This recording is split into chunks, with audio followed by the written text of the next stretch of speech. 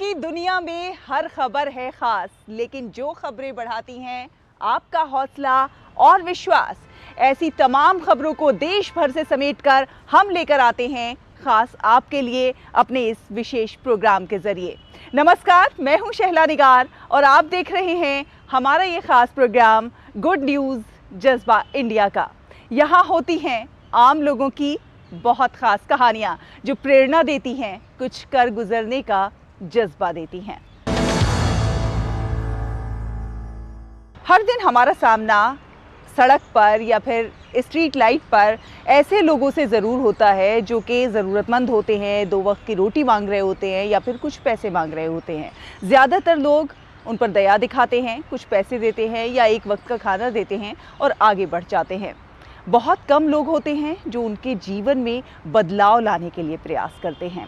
आपको ऐसा ही एक प्रयास दिखाएंगे जो कि केरल में हो रहा है लोगों के जीवन में बदलाव लाने का, और इसे नाम दिया गया है नानमा मरम, यानी अच्छाई का पेड़।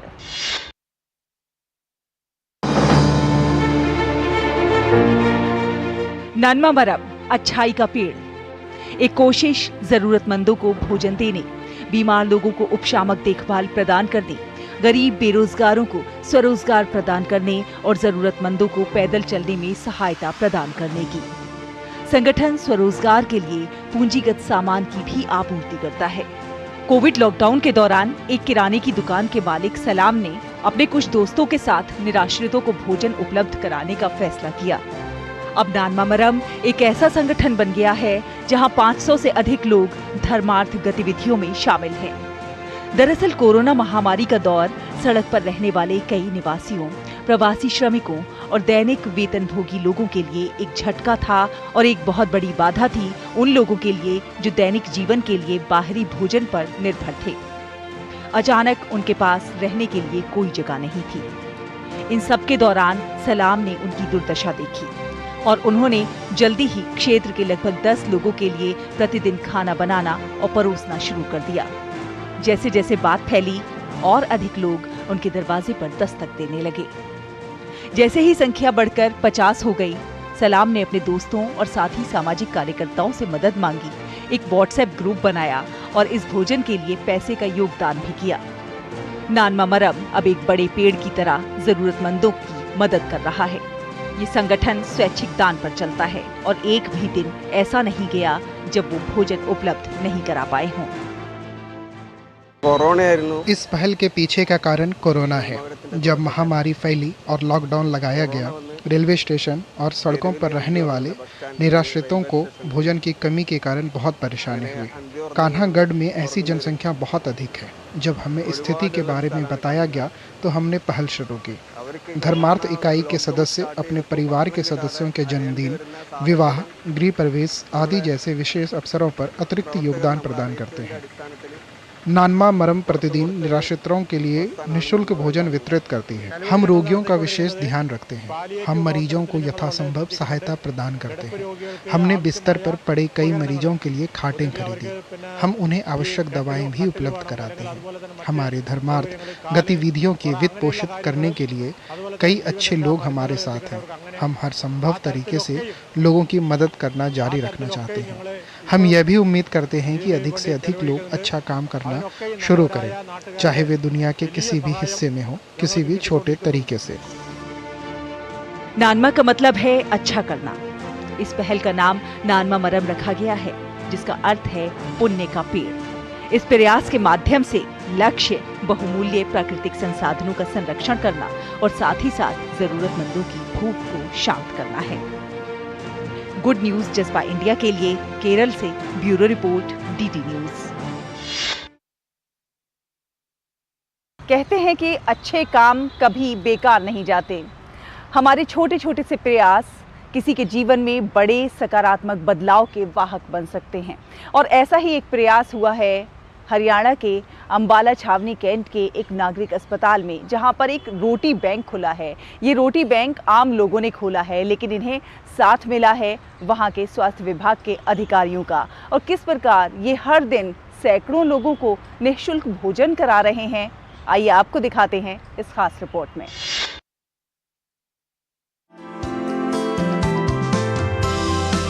ये है अंबाला छावनी के नागरिक अस्पताल में मौजूद रोटी बैंक, जहां रोज सैकड़ों रोगियों को निःशुल्क भोजन कराया जा रहा है।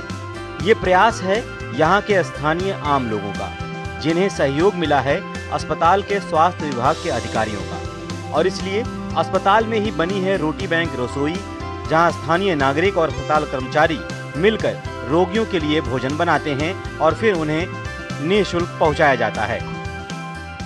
पिछले काफ़ी टाइम से, ये 8 साल से रोटी बैंक चल रहा है। पेशेंट्स, अटेंडेंट्स, एवरीबडी यहाँ पर आके free of cost her time खाना ले सकते हैं।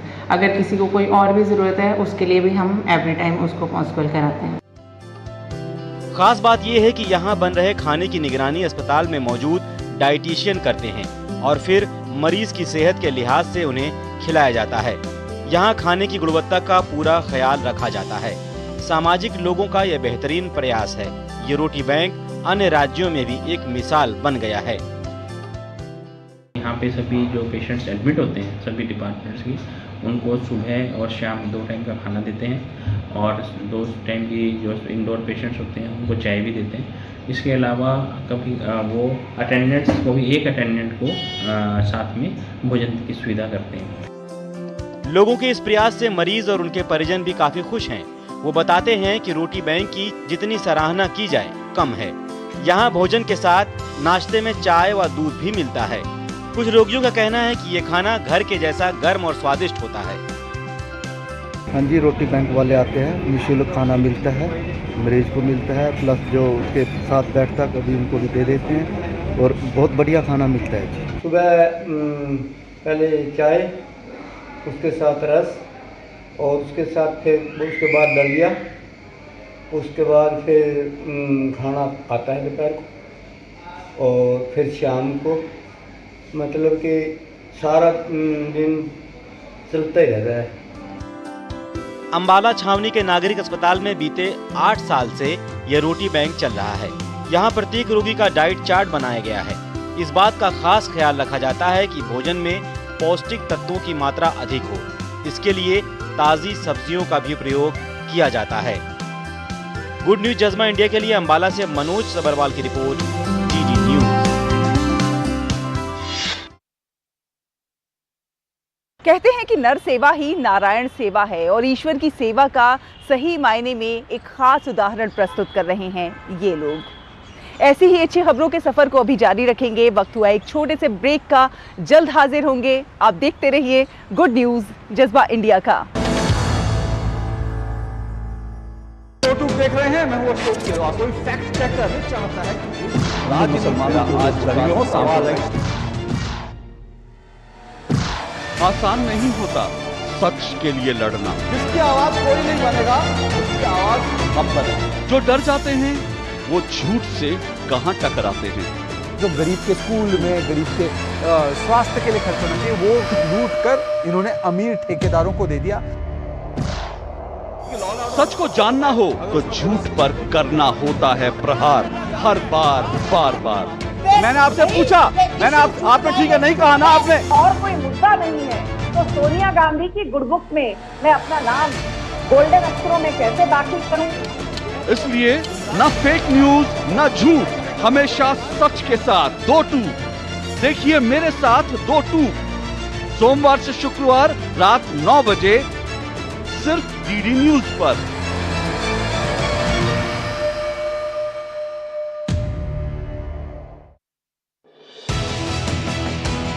दुनिया की सबसे तेज रफ्तार और 5वीं सबसे बड़ी अर्थव्यवस्था, विश्व स्तर के बुनियादी ढांचे, भारत की फिनटेक क्रांति की कहानी मेक इन इंडिया और स्टार्टअप इंडिया की सफलता की, आर्थिक जगत की सुर्खियां, आम आदमी के लिए क्या है मायने, शेयर बाजार और दूसरे फाइनेंशियल मार्केट्स के तमाम अपडेट्स, कारोबार जगत की बड़ी खबरों का सटीक और सरल विश्लेषण। देखिए इकोनॉमी टुडे सोमवार से शुक्रवार सुबह 9:30 बजे सिर्फ डीडी न्यूज पर।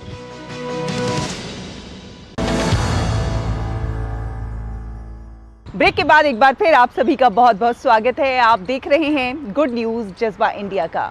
अक्सर आपने ये कहते ज़रूर सुना होगा कि उस व्यक्ति की आंखें नहीं हैं, लेकिन उसके बावजूद उसने ये परीक्षा पास कर ली, वो परीक्षा पास कर ली, ये करके दिखा दिया। आप सोचते होंगे कि ये भला कैसे हो जाता है। तो जिन आंखों ने कभी इस दुनिया को नहीं देखा, उनकी आंखें बनकर उनके जीवन में रोशनी लाने का काम कर रहे हैं, उन्हें समाज में इज्जत दिलाने का काम कर रहे हैं अहमदाबाद में युवाओं के कई ग्रुप।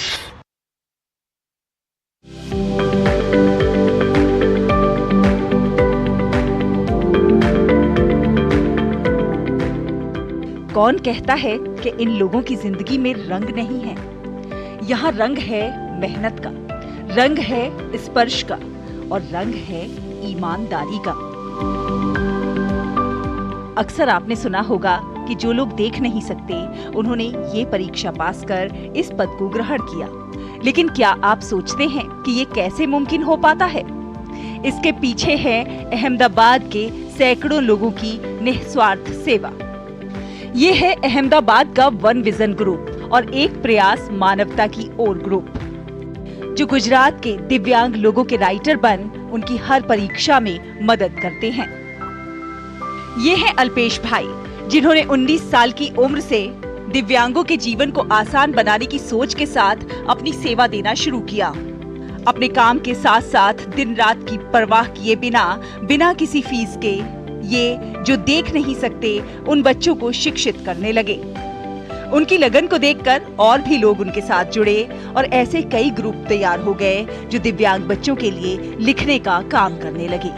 खुद अल्पेश भाई ने 700 से अधिक पेपर में राइटर होने का एक रिकॉर्ड बनाया है, जो काफी सराहनीय है। भगवान ने हमें आँख दी है, किसी की आंखें बनकर उसकी सहायता करने की फीलिंग ही अलग होती है। अब वह हमारे बच्चे जैसे ही हो गए हैं, चाहे वह उम्र में बड़े हों या छोटे। जब उनके एग्जाम शुरू होते हैं तो घर का माहौल खुद के बच्चे के एग्जाम जैसा ही हो जाता है। कहीं न कहीं भगवान ने हमें इस लायक बनाया है कि हम किसी के काम आ सकें। ये है ताहिर खान, जो भले ही इस दुनिया को देख नहीं सकते, पर आज इस मुकाम पर पहुंचे हैं कि इस दुनिया को मार्गदर्शन देते हैं। रेलवे में सरकारी नौकरी पाकर आज इस पद पर पहुंचने में इन युवाओं की निस्वार्थ सेवा अनुकरणीय है। रेलवे के एग्जाम में मुझे राइटर नहीं मिल रहा था, तो मैंने अल्पेश सर को बताया और कहा कि मुझे राजकोट में एग्जाम लिखने के लिए लेखक की जरूरत है और कोई आ पाए ऐसा नहीं मिल रहा। उन्होंने मुझे बिना कुछ सोचे समझे हाँ कह दिया। उस समय मैं आर्थिक रूप से भी कमज़ोर था और मेरे पास पैसे नहीं थे। तब अल्पेश सर ने खुद के खर्चे से मेरा एग्ज़ाम दिलवाया। 1,54,00,000 नेत्रहीन छात्रों ने यह परीक्षा दी, जिसमें मेरा सिलेक्शन हुआ। जब से ब्लाइंड स्टूडेंट यहाँ आने लगे, उन्हें पता चलने लगा कि वन विजन नाम का एक ग्रुप है जो ब्लाइंड लोगों के लिए लेखक के रूप में सहायता करता है। तो वह हमें कॉल करने लगे और कुछ कॉलेज के प्रोफेसर को भी पता था कि हम ब्लाइंड बच्चों की ऐसे मदद करते हैं, तो उन्होंने भी उनसे संपर्क करने में हमारी भी मदद की। अभी वन विजन ग्रुप में हमारे पास 900 लोग हैं और हर दिन अहमदाबाद में ब्लाइंड बच्चों की मात्रा बढ़ती जा रही है। तो हमें लेखक की खूब ज़रूरत है, क्योंकि हर दिन अलग अलग एग्ज़ाम चलता रहता है, जैसे school exam, government exam, college के इंटरनल एंड एक्सटर्नल एग्ज़ाम। कहते हैं कि जिसे मंजिल पानी है, उसकी राह में कितनी ही कठिनाइयां क्यों ना हो, प्रकृति उन कठिनाइयों को दूर करने के लिए मददगार भेज ही देती है। जो लोग देख नहीं सकते, ऐसे लोगों की मदद के लिए बने युवाओं के ये ग्रुप समाज सेवा का बेहतरीन उदाहरण प्रस्तुत करते हैं। गुड न्यूज जज्बा इंडिया के लिए गुजरात से लक्ष्मण राजपूत के साथ सुमन बोराना की रिपोर्ट, डीडी न्यूज।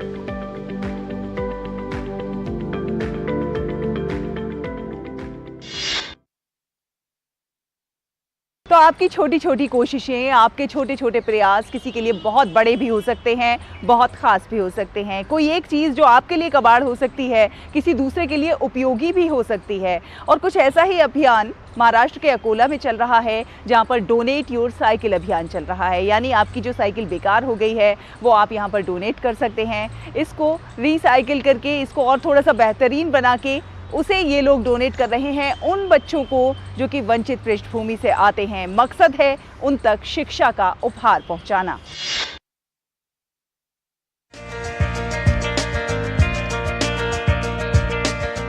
कुछ बेहतर करने के छोटे छोटे प्रयास किसी के जीवन पर गहरा प्रभाव डाल सकते हैं और ऐसी ही एक सकारात्मक पहल घरेलू साइकिलों का विचारशील उपयोग है।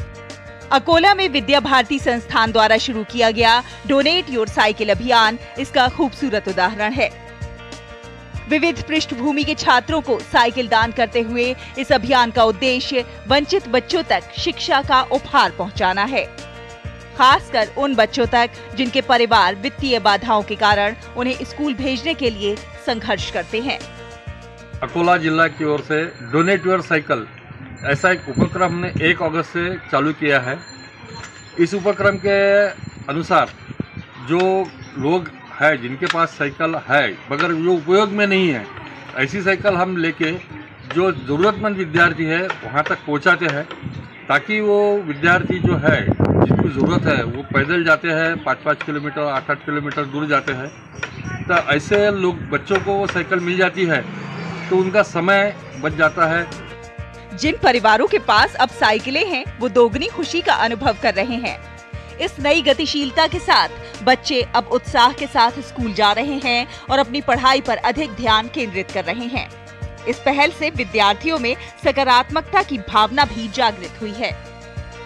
ही सायकल मला खूप आवडलेली। पहिले पैदल जात होते ते खूप वेळ होत होती शाळेला जायला। आता सायकल आहे, आता लवकर जाते आणि अभ्यासासाठी मला टाइम मिळतो। मला सायकल दिल्याबद्दल विद्या भारतीचे धन्यवाद। पहिला मी शाळेत पैदल जायची होती, पण आता मी सायकल घेऊन जाते। मला सायकल दिल्या त्या कारणाने माझा खूप फायदा आहे। मी कुठं पण आता सायकल घेऊन जाते। मला ट्यूशनला वगैरे जायचं असलं तर मी सायकल घेऊनच जाते। परिवहन चुनौतियों के कारण बच्चों के स्कूल ना जाने की प्रचलित समस्या लंबे समय से चिंता की विषय रही है। ये न केवल छात्रों बल्कि उनके माता पिता के लिए भी गंभीर दुविधा पैदा करता है। दूरदराज के क्षेत्रों में बच्चों, खासकर लड़कियों को अक्सर घरेलू जिम्मेदारियों में सहायता करने और अपने परिवार की आय में योगदान करने के लिए स्कूल छोड़ने के लिए मजबूर किया जाता है और इसीलिए एक साधारण साइकिल न केवल स्कूल तक पहुंचने का साधन प्रदान करती है बल्कि बाधाओं को तोड़ने का प्रतीक भी है। ये सामूहिक प्रयास ये सुनिश्चित करता है कि लड़कों और लड़कियों दोनों को बिना किसी भेदभाव के मजबूत शैक्षिक सहायता प्राप्त हो सके। गुड न्यूज जज्बा इंडिया के लिए अकोला से रूही मलिक की रिपोर्ट, डीडी न्यूज।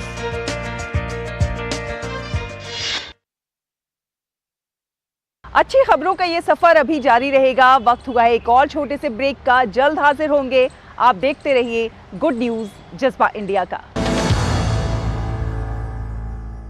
यूट्यूब देख रहे हैं, मैं हूं अशोक केरवाल। कोई फैक्ट चेकर नहीं चाहता है कि राज्य मुसलमानों को आज दलियों सवाल है। आसान नहीं होता सच के लिए लड़ना। जिसकी आवाज कोई नहीं बनेगा उसकी आवाज हम बने। जो डर जाते हैं वो झूठ से कहां टकराते हैं। जो गरीब के स्कूल में, गरीब के स्वास्थ्य के लिए खर्च होना चाहिए वो लूट कर इन्होंने अमीर ठेकेदारों को दे दिया। सच को जानना हो तो झूठ पर करना होता है प्रहार, हर बार बार बार। मैंने आपसे पूछा, आपने ठीक है नहीं कहा ना आपने। और कोई मुद्दा नहीं है तो सोनिया गांधी की गुडबुक में मैं अपना नाम गोल्डन अक्षरों में कैसे दाखिल करूं? इसलिए न फेक न्यूज न झूठ, हमेशा सच के साथ 2-2। देखिए मेरे साथ 2-2 सोमवार से शुक्रवार रात 9 बजे सिर्फ डीडी न्यूज पर।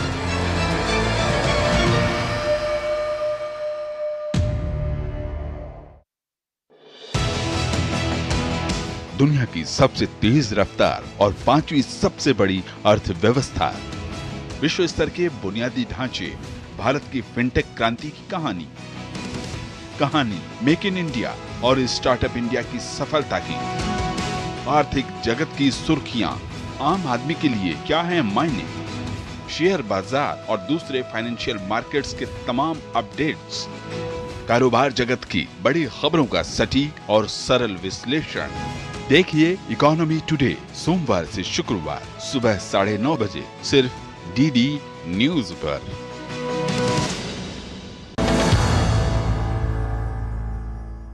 ब्रेक के बाद एक बार फिर आप सभी का बहुत बहुत स्वागत है। आप देख रहे हैं गुड न्यूज जज्बा इंडिया का।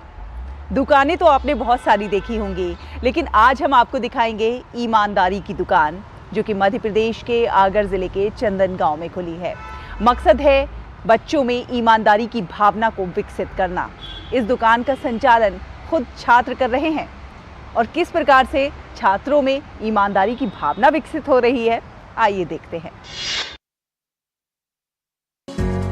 आगर मालवा से 25 किलोमीटर दूर चांदनगांव के शासकीय हाई स्कूल परिसर में ईमानदारी की दुकान खोली गई है।